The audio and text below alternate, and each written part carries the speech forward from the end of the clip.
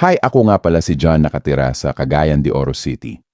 May ibabahagi lang akong karanasan sa inyo noong Abril 2008 ay nagpasya kaming magkakaibigan na mag-camping dun sa kagubatan. At pagdating namin dun ay nagpahinga kami saglit. At pagkatapos pumutol kami ng mga puno para gawing bonfire. At pagpatak ng alas 5 ng hapon ay nagsimula na kaming mag-bonfire para may pang-ilaw na din at kumain at nagkwekwentuhan. At pagkatapos nun ay matulog na kami sa loob ng tent. At pagpatak ng alas 12 ng hating gabi, nakagising kami dahil sa lakas ng iyak ng babae at ang lalaki ay sumisigaw sa galit at parang may humampas sa tent namin na napakalakas na hangin at di na namin pinansin ito at nagdasal na lang kami na walang mangyari sa aming masama at sa kabutihang palad.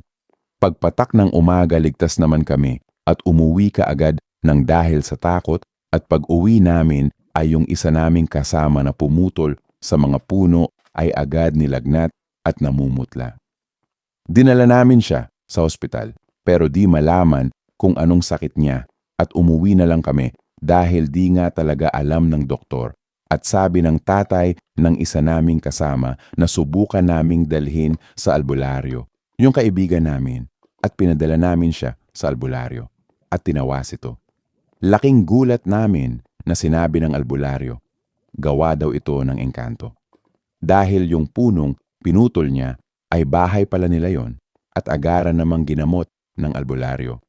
At sa kabutihang palad, maayos na naman siya at pag alas 4 ng hapon ay sinamahan siya ng albularyo doon sa kagubatan para manghingi ng paumanhin at naging okay na ito. At pagkalipas ng 1 oras ilang buwan, ay umalis na sila pa Manila at wala na akong kontak sa kanya.